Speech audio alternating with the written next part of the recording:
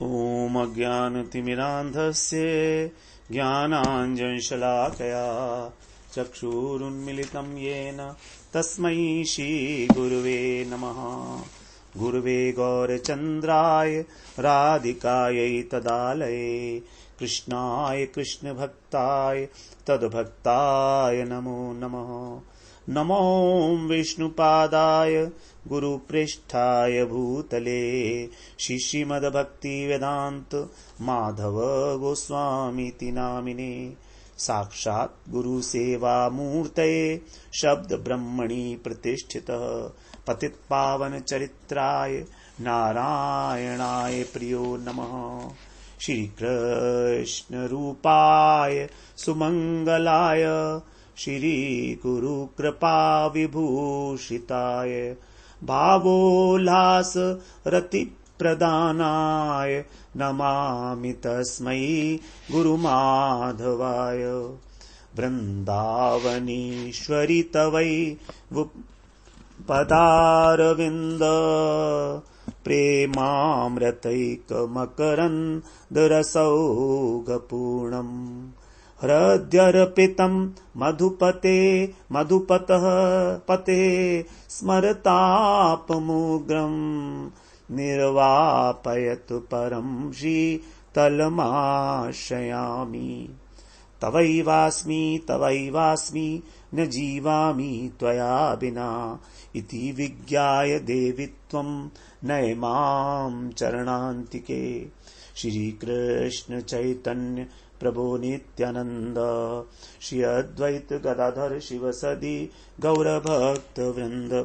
हरे कृष्णा कृष्ण कृष्ण हरे हरे, हरे राम राम राम हरे हरे। हरे कृष्णा। सर्वप्रथम मैं अपने गुरुपाद पद्म ओम विष्णुपाद अष्टोत्तर शत श्री श्रीमद् भक्तिवेदांत माधव गोस्वामी महाराज के चरण कमलों में अनंत कोटि दंडवत प्रणाम ज्ञापन करता हूं। हम लोग श्री बिल्वमंगल ठाकुर के द्वारा विरचित श्री कृष्ण कर्णामृत ग्रंथ का पाठ करने में प्रवृत्त हुए हैं। पिछले 2 सत्रों में हम लोगों ने इस ग्रंथ की भूमिका श्रवण की और इस ग्रंथ का जो प्रतिपाद्य विषय है श्री कृष्ण का माधुर्य, सौंदर्य, लावण्य, उसको दर्शन करने की उत्कट अभिलाषा, एक विरह का भाव जो बिल्वमंगल ठाकुर के हृदय को आंदोलित कर देता है। भाव तरंगों में डूबते उतराते रहते हैं। क्या कभी कृष्ण मिलेंगे? क्या उनका कभी दर्शन होगा? क्या उनका वेणुनाद कभी मेरे कर्णपुटों में प्रवेश करेगा? क्या मैं उनके प्रेम में मतवाला होकर नृत्य करूंगा? इस प्रकार के अनेक भाव उनके हृदय में लगातार उठते हैं। तो आज हम उन्हीं बिल्वमंगल ठाकुर के चरित्र के विषय में कुछ, जीवन परिचय के विषय में कुछ श्रवण करते हैं। क्योंकि जब तक हम किसी लेखक का जीवन के विषय में नहीं जानते तब तक हम उस कृति की, उनकी जो रचना है उसको, उसकी महिमा को नहीं जान सकते, उसका आकलन नहीं कर सकते। इसीलिए उनके विषय में जानना अत्यंत आवश्यक है कि वो कौन थे बिल्वमंगल ठाकुर, किस प्रकार की परिस्थिति ने उनको इस कृष्ण भक्ति प्रेम रस में जो है निमज्जित कर दिया। तो ऐसा बताते हैं कि यहां पर उनके जन्म के संबंध में भी मतभेद है। कहा जाता है दक्षिण भारत में कृष्ण वेणवा नदी के पश्चिम तीर पर एक गांव में ब्राह्मण वंश के अंदर उनका जन्म हुआ। ये अत्यंत धैर्यवान थे। इनके पिता का नाम कुछ टीकाकारों ने रामदास माना है, लेकिन कृष्णदास कविराज बताते हैं कि इनके पिता का नाम था दामोदर और इनकी माता का नाम था नीवी। इस प्रकार से उन्होंने, क्योंकि श्लोक नंबर 110 में उन्होंने इस प्रकार की जो है लिखा है, ईशान देव चरणाभरणेन नीवी दामोदर स्थिर यशः इस्तव कोद भवेन लीला शुकेन रचितम तव कृष्णदेव कृष्णामृतम वहतु कल्प शतांतरेपि।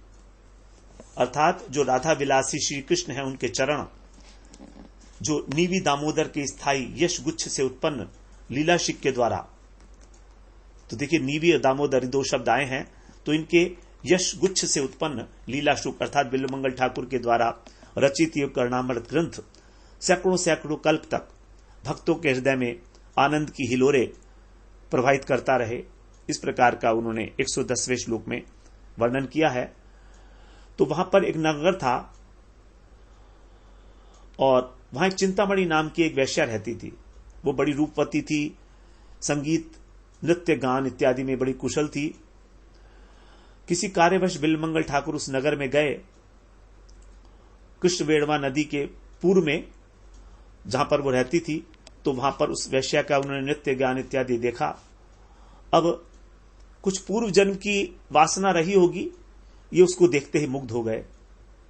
और ये भी बड़े ब्रह्म तेज से संपन्न थे, ब्राह्मण थे, सदाचारी ब्राह्मण थे, रूपवान थे, नवयौवन संपन्न थे। चिंतामणि भी जो है इनको चाहने लगी। बस फिर इन्होंने केवल उसी के पास ये हमेशा जाने लगे, उससे मिलने लगे, यहां तक कि उन्होंने अपने घर पर जाना भी छोड़ दिया, वहीं उसी के घर पर पड़े रहते। अंत में पिताजी इनके दुखी हो गए और अंत में उन्होंने अपना देह त्याग दिया। घर में इनकी पत्नी थी, पतिव्रता ब्राह्मणी थी, लेकिन वो भी किसी प्रकार से अपने जीवन का निर्वाह कर रही थी, इनकी प्रसन्नता में ही प्रसन्नता मानकर। एक दिन पिता के श्राद्ध का समय था। ब्राह्मणी ने सोचा कि यदि पति आज आकर किसी प्रकार पिताजी का श्राद्ध कर लें तो ठीक रहेगा। चिंतामणि के घर गई, उसे मालूम था वो कहां होंगे। एक दिन के लिए उन्होंने अपने पति से आने के लिए भीख मांगी कि आप घर चलो। तो उस जो वैश्या का जो मन था वो बड़ा प्रभावित हुआ इनकी साध्वी पत्नी के वचनों से, और उसने इनको घर भेज दिया। लेकिन ये तो बड़े बेचैन थे घर आकर भी, क्योंकि कामदेव जब हमारे ऊपर आक्रमण करता है तो वो हमें बेचैन कर देता है। तो ये बड़े बेचैन से अपनी प्रेमिका से मिलने के लिए रात्रि के समय घर से निकल पड़े। जो इनकी पत्नी थी उसने पकड़ने के लिए इनको प्रयास किया, लेकिन पता नहीं कहां गायब हो गए। बड़ी दुखी हुई इनकी पत्नी, और उसने सोचा कि मेरा डूबकर मर जाना ही शायद ज्यादा अच्छा होगा। इस प्रकार से उसने अपने जो है जीवन को त्याग दिया, और नदी के प्रवाह में ये जो है जब नदी देखी इन्होंने, बहुत अथाह जल था, प्रवाह भी बहुत था, नदी पार करनी थी, नौका थी नहीं, रात्रि का समय था। तो सोचने लगे क्या करें, आज चिंतामणि के बिना तो प्राण नहीं रह सकते, और नदी में कूदूंगा तो भी प्राण अंत होंगे, अब प्राणों का अंत हो जाएगा तो क्या करूं। अब क्योंकि कामदेव इनके ऊपर सवार था तो विवेक इनका हरण हो गया, और इन्होंने निर्णय किया कि चिंतामणि का नाम लेकर ही नदी में कूद जाते हैं, जीकर भी क्या फायदा होगा। बस चिंतामणि का नाम लेकर नदी में कूद पड़े, और कृष्ण ने सोचा कि चिंतामणि मेरा ही नाम है। मन ही मन उन्होंने इस प्रकार से मानकर कि बिल्वमंगल ने शायद मेरा ही नाम लिया है, उनके हृदय के अंदर जो सुप्त प्रेम था, भगवान तो सब जानते ही हैं। भगवान सोचते हैं कि ऐसे प्रेमी को तो मैं ढूंढता हूं जो इस प्रकार से मुझे प्रेम करे, अपना जीवन भी देने के लिए मुझे तैयार हो जाए। बस भगवान की कृपा हो गई, भगवान ने सोच लिया कि अब इसको मुझे अपना बनाना है। हाथ पैर मारते मारते डूबने को हो रहे थे कि अचानक एक वस्तु वहां पर आई और उसने उसका आश्रय ले लिया। तो उस वस्तु के सहारे से बहते बहते ये नदी पार कर गए। बिल्वमंगल ठाकुर मन ही मन सोच रहे हैं कि देखो जो मेरी प्रेमिका है उसने कितना बढ़िया इंतजाम कर दिया मेरे लिए कि मेरे लिए एक नौका भेज दी। नौका समझकर वो उस जो वस्तु बहती हुई आ रही थी उसका सहारा लेकर दूसरी पार पहुंच गए। बहुत रात निकल गई थी, अंधकार था, कपड़े भीग रहे थे, श्वास तेजी से चल रही थी, फिर भी तेजी के साथ अपनी प्रेमिका के घर पहुंचे। किवाड़ बंद थे। ऊपर देखा तो एक रस्सी से लटकती हुई दिखी। सोचा कि देखो मेरी प्रेमिका ने मेरे लिए आने के लिए प्रबंध भी कर रखा है, एक रस्सी लटका रखी है। उसे पकड़कर छत पर पहुंच गए और वहां से आंगन में कूद पड़े। भीतर बाहर अंधेरा था, वहां पर जब कूदे उसके ऊपर तो नाली में जा पड़े। अब आहट पाया तो जो चिंतामणि की सेविका थी वो बत्ती लेकर देखा जब उसने, तो बिल्वमंगल ठाकुर लेकिन बेहोश में थे। तो चिंतामणि बाहर निकल के आई, पूछा सेविका से कौन है? तब सेविका बोलती, हाय ये तो अमंगल है, अमंगल, मूर्तिमान अमंगल का स्वरूप है। चिंतामणि ने देखा कि इनका शरीर पूरा कीच में सना हुआ है, क्षत विक्षत है। इनको स्नान कराया, सूखे वस्त्र दिए पहनने के लिए। जब थोड़े संभले तब चिंतामणि ने पूछा दुखी होकर कि पहले बताओ तो कि तुमने नदी किस प्रकार से प्राप्त की है, किस प्रकार से तुमने नदी प्राप्त करी और कैसे तुम जो है इस छत के ऊपर चढ़ गए, यहां पर पहुंचे कैसे तुम मेरे तक? तब बिल्वमंगल ठाकुर बोलते हैं, नौका पठवाई द्वार लाव लटकाई, देखी मेरे मन भाई मैं तो तबई लई जानी के। हे प्रिय, मुझसे क्या पूछ रही हो? तुमने ही तो मेरे लिए नौका भेजी थी और छत पर मेरे चढ़ने के लिए तुमने मजबूत रस्सी लटका रखी थी। तुम्हारी जो सूझबूझ है ये मुझे बड़ी पसंद आई। कितना ध्यान रखती हो मेरा, कितना स्नेह है तुम्हारा मेरे प्रति। चिंतामणि बाहर आकर देखती है, मैंने कौन सी रस्सी लटकाई है। देखा तो महाविषधर सांप लटक रहा है, जिसको पकड़ के छत पर चढ़े थे। समझ गई कि जो नौका है वो भी कोई ऐसी वस्तु होगी। जाकर देखा नदी के पास, वहां पर एक लाश पड़ी हुई थी, तो उस लाश का आश्रय लेकर ही इन्होंने नदी पार की थी। बदबू आ रही थी उस लाश में से, लेकिन इनको तो अपनी सुसुध-बुद्धि नहीं थी, ना तो इनको किसी प्रकार की बदबू आई और ना ही इनको सांप भी रस्सी की तरह से लगा। तब वो अपने को धिक्कार ले लगी चिंतामणि और कहती है, जैसो मन मेरे हाड़ चाम सो लगायो, तैसो श्याम सो लगावो तो पहचानिए सनाई के। मैं तो भय भोर भजो युगल किशोर, अब तेरी तू ही जाने चाहो करी मन मानी के।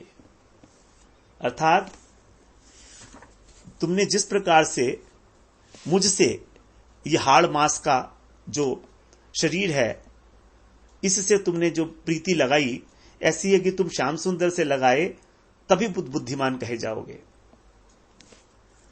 मैं तो अब सुबह होते ही युगल किशोर का भजन करने के लिए चली, अब तू अपनी ही जान, तुझे क्या करना है।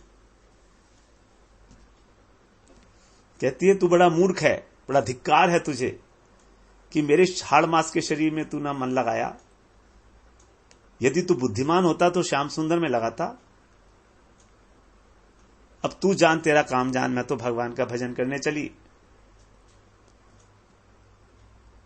अस्थि चर्ममय देह मम, तामे ऐसी प्रीति, तैसी हो श्री राम में, होत न हो भव भीति। तुलसीदास जी ने भी यही शब्द कहे थे।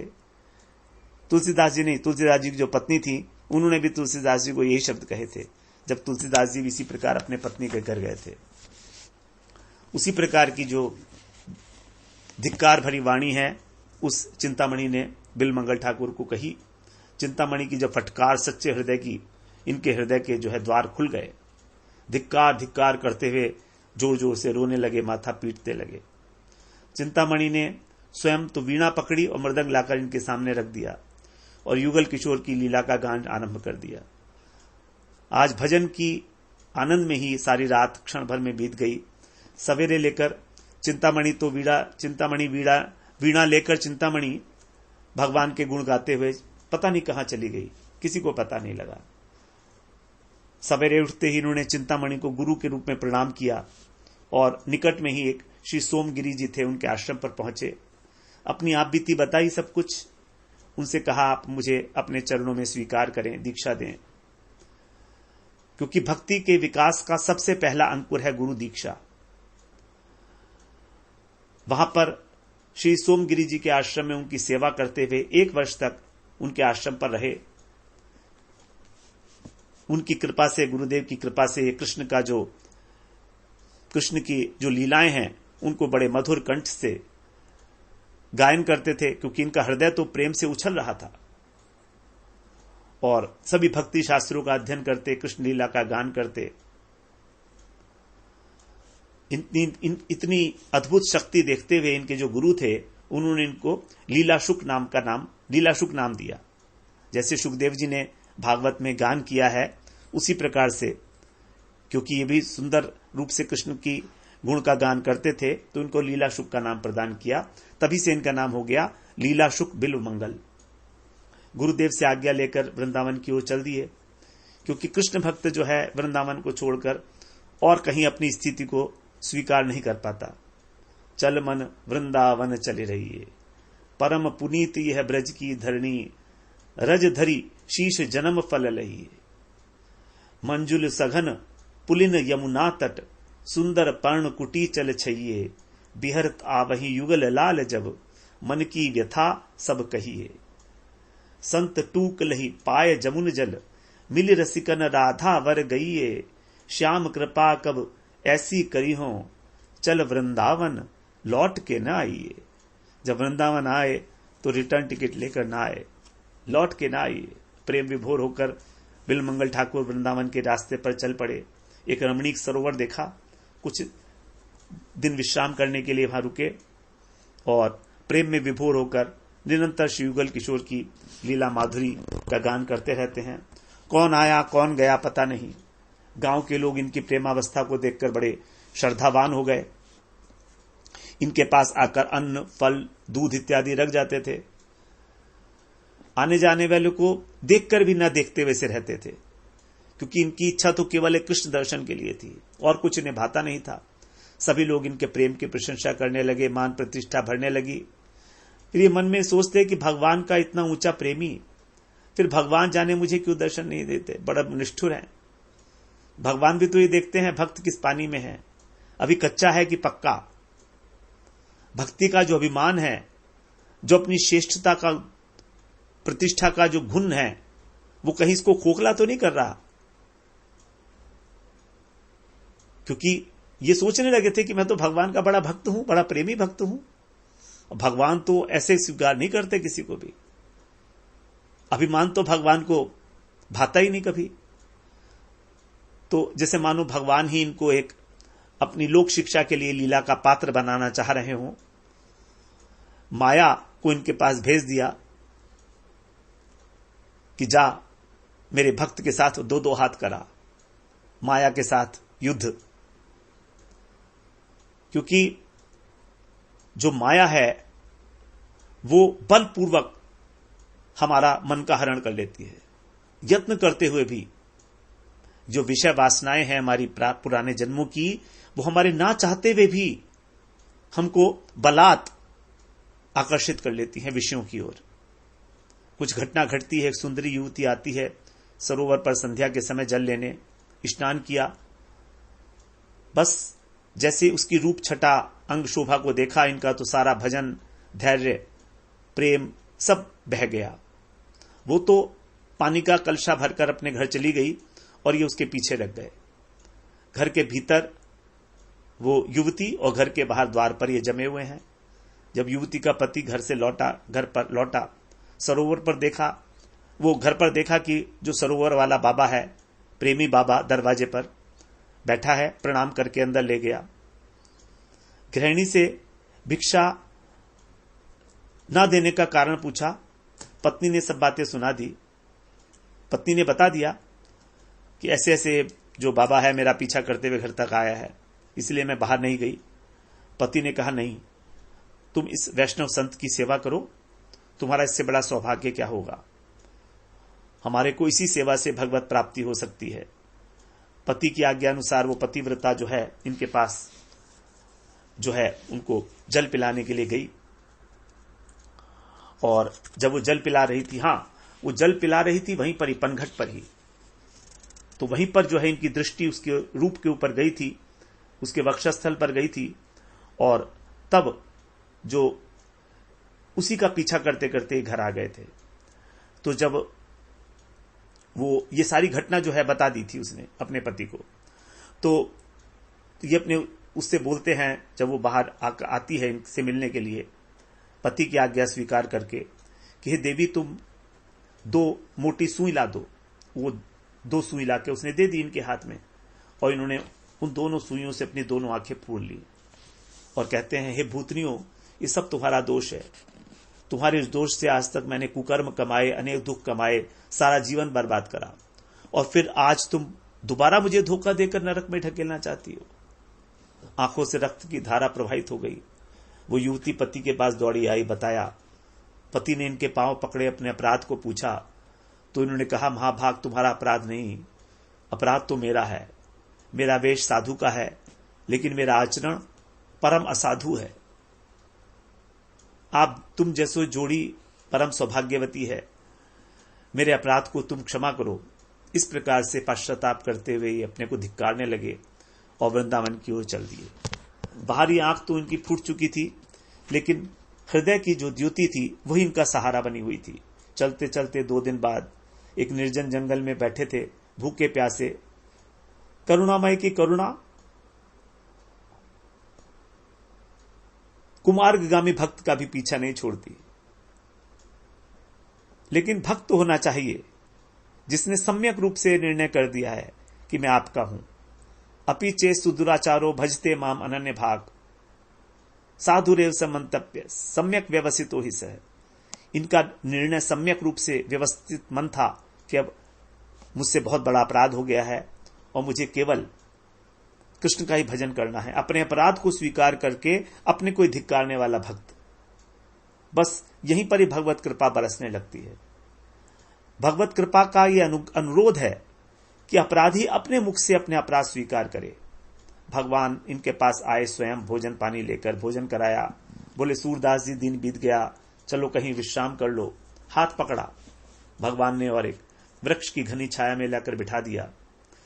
जब जाना चाहते थे लीलाधारी, तो उन्होंने हाथ छुड़ाना चाहा, लेकिन ये समझ गए इतना मृदुल भगवान का सुंदर कर कमल कैसे छोड़ते।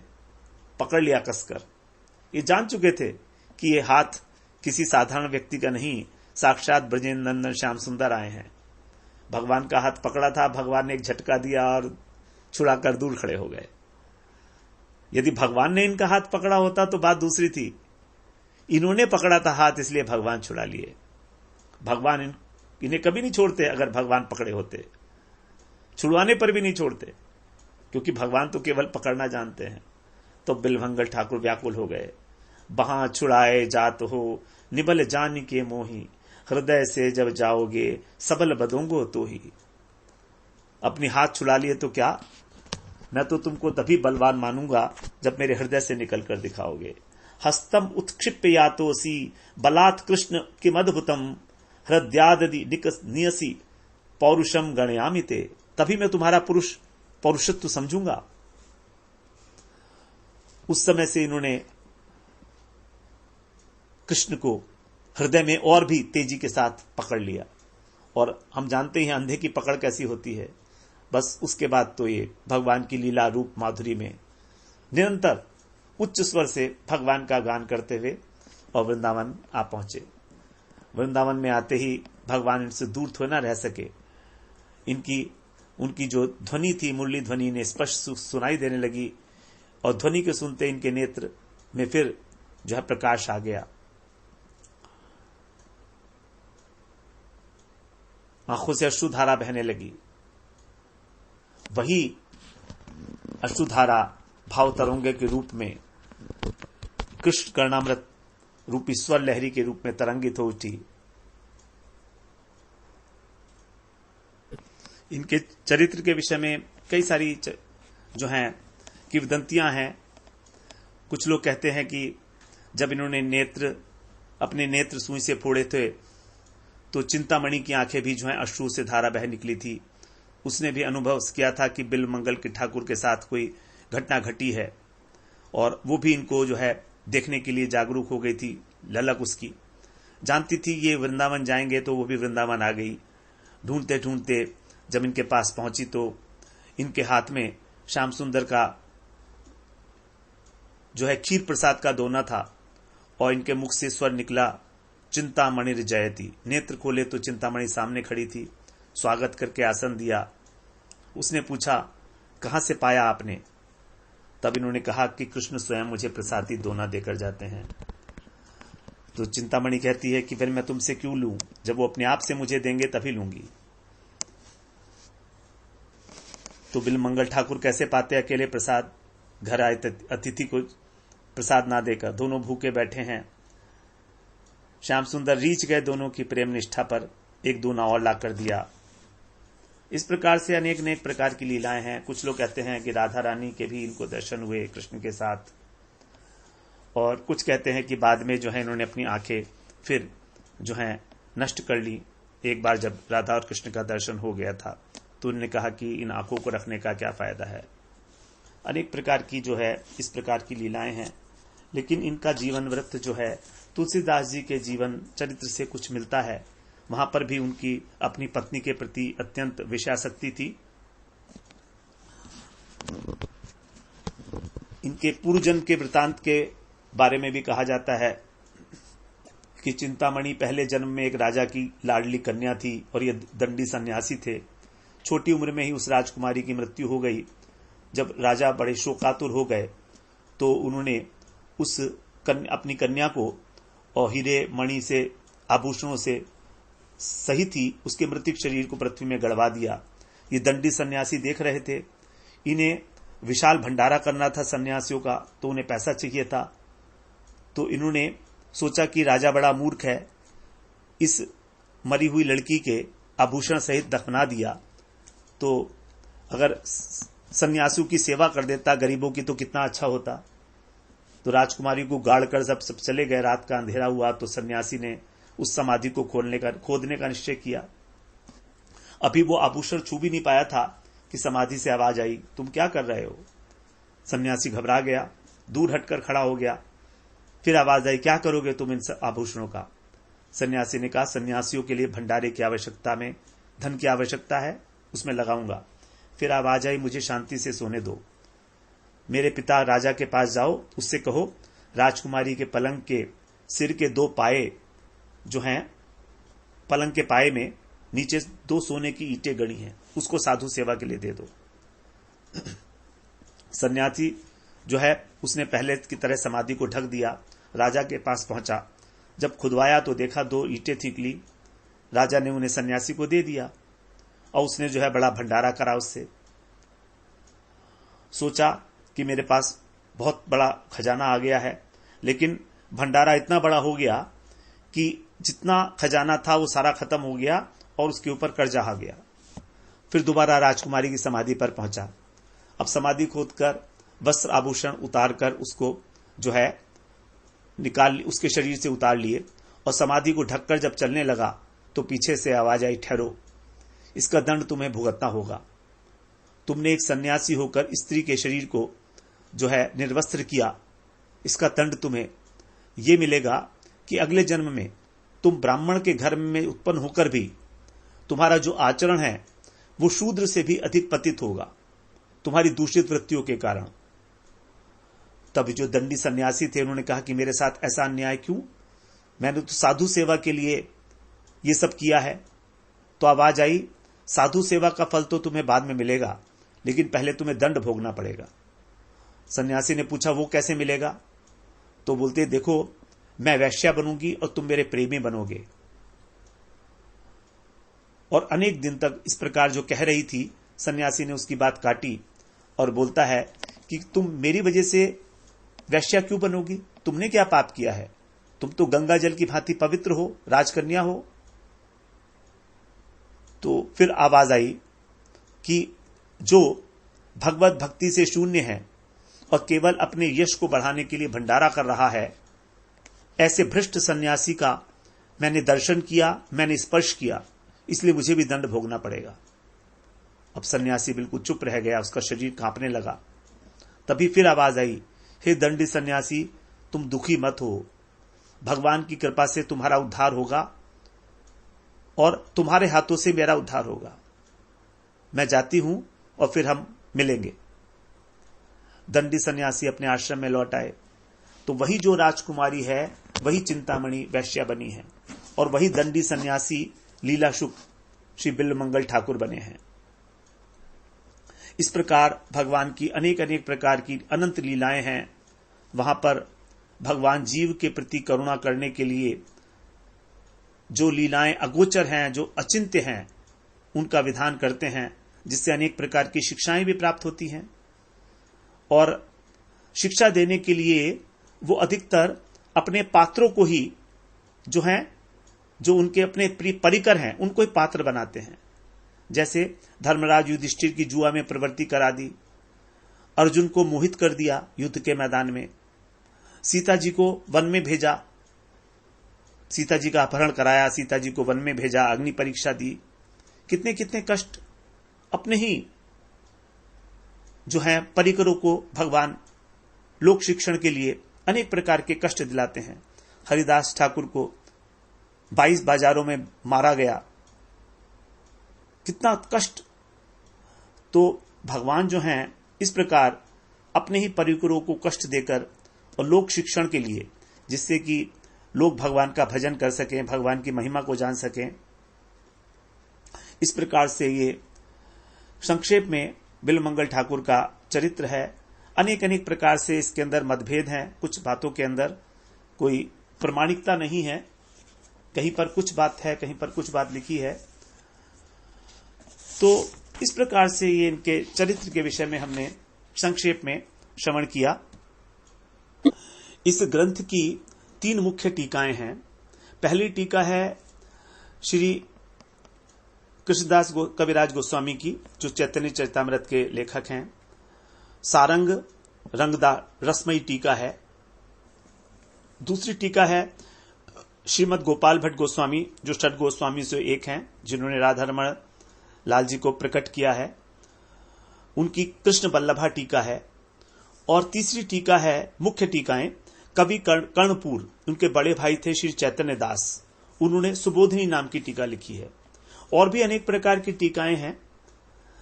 यदुनंदन ठाकुर ने बंगला भाषा के अंदर पद्यानुवाद किया है सारंग रंगदा टीका का, उसकी व्याख्या की है इस प्रकार से। तो यहां पर हम मुख्य रूप से जो श्री कृष्णदास कविराज गोस्वामी की सारंग रंगदा टीका है, उसका आश्रय लेकर ही हम आगे बढ़ेंगे। 112 श्लोक हैं इसके अंदर। इस 112 श्लोकों के अतिरिक्त 2 शतक और भी कहे जाते हैं कर्णामृत के, लेकिन महाप्रभु केवल इस 1 शतक को ही पांडुलिपि तैयार करा के लाए थे। और कृष्णदास कविराज गोस्वामी ने भी इसी शतक की टीकाएं लिखी हैं। अन्य 2 शतक उनको स्वीकार नहीं किया गया है। उनके विषय में मतभेद है कि वो उनकी रचना है भी कि नहीं है, या उनका केवल नाम मात्र ही वहां उसमें रखा गया है। तो कुछ श्लोक वो अब इनकी लीला शुक की और अन्य कई सारी रचनाएं हैं। श्री कृष्ण बाल चरित्र, श्री कृष्ण क्रीड़ा काव्य, श्री बिल्वमंगल स्तोत्र, श्री कृष्णानिक पृष्ठहानिक कौमुदी, श्री कृष्ण स्तोत्र, सुमंगल स्तोत्र, और सबसे इंपॉर्टेंट है श्री गोविंद दामोदर स्तोत्र, जिसमें लिखा है गोविंद दामोदर माधवेती, जिसमें 71 श्लोक हैं। तो बड़ा सुंदर है वो गोविंद दामोदर माधवेती, गोविंद दामोदर माधवेती। उसमें भगवान कृष्ण की जो लीलाएं हैं, ब्रज लीलाएं हैं, उनका बड़ा सुंदर वर्णन किया गया है, बड़ी साधारण से श्लोकों के माध्यम से। अब ये हमारा जो 112 श्लोकों वाला श्री कृष्ण कर्णामृत ग्रंथ है, इसको हम लोग कुछ इसके प्रकरण बना के इसको हम लोग अध्ययन करेंगे। जैसे हमारा प्रथम प्रकरण होगा इसमें मंगलाचरण का, उसमें 3 श्लोक हैं। प्रथम श्लोक में वंदना है, दूसरे श्लोक में वस्तु निर्देश, और तीसरे श्लोक के अंदर लीला में किस प्रकार बिल्वमंगल ठाकुर प्रवेश करते हैं उसका अनुभव। उसके बाद फिर दूसरा प्रकरण है हमारा, उसका नाम है स्फूर्ति प्रार्थना। इसके अंदर 18 श्लोक हैं, चौथे श्लोक से लेकर 21वें श्लोक तक। तीसरा प्रकरण छोटा सा ही है, एक ही श्लोक, आत्मनिश्चय, किस प्रकार बिल्वमंगल ठाकुर अपना निश्चय करते हैं कि उनका जीवन का उद्देश्य क्या होगा, 22वें श्लोक में। फिर चौथा प्रकरण है स्फूर्ति के अंदर दर्शन की प्रार्थना, भगवान कृष्ण के दर्शन के लिए प्रार्थना करते हैं। 33 श्लोकों का सबसे बड़ा प्रकरण है हमारा, 23वें श्लोक से लेकर 55वें श्लोक तक। 5वां प्रकरण है स्फूर्ति साक्षात्कार। जब कृष्ण का साक्षात्कार होता है 5 श्लोकों में, 56वें श्लोक से 60वें श्लोक तक। उसके बाद है 6ठे प्रकरण है पुनः दर्शन उत्कंठा। एक बार दर्शन हुआ कृष्ण का स्फूर्ति में, लेकिन अब दोबारा से कृष्ण के दर्शन करने की उत्कंठा जो है जोर मारती है, तो उसका वर्णन किया 7 श्लोकों में, 61वें श्लोक से 67वें श्लोक तक, 67th। 7वां प्रकरण है भगवत रूप वाणी का अगोचरत्व।